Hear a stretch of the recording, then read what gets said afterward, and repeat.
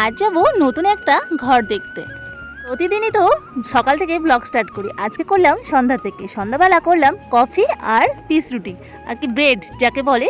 খেতে তো ওয়াও লাগছিল, জাস্ট খাঁটি দুধের কফি আর রুটি। তো তারপর দেখলাম আকাশে মেঘ, রামধনু উঠেছে নাকি মেঘ আমি জানি না, যা হোক ভীষণ সুন্দর লাগছিল। এরপর অনেকদিন পর একটু মাথায় তেল টেল দিলাম, একটু রেডি সেডি হলাম, একটু সিঁদুর পরলাম।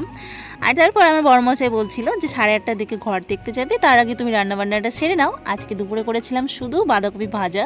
তো বলছি যে এখন রাত্রেবেলা কিন্তু উল্টোপাল্টা দিয়ে খাওয়া যাবে না, এই জন্য রাত্রেবেলা একটু ডিমের ঝোল বানালাম। আর দেখতেই পাচ্ছ ঘরের মধ্যে কিন্তু ভর্তি জল, আর হচ্ছে খাটে বসেই রান্না হলো। তো এইভাবেই চলছে, এই জন্যই আমরা যেহেতু ভাড়া বাড়িতে থাকি, তো এখন আবার অন্য একটা ঘর দেখতে যাচ্ছি। আর এই যে রাস্তা বোঝাই পুরো জলে ভর্তি। তো ঘর দেখে এসে পরে রাতে ডিনারটা সেরে নিলাম। যাই হোক, অনেকটা রাত হয়ে গেছিল বলে এই জন্য সেখানকার বাড়িটা তোমাদের সাথে শেয়ার করতে পারিনি।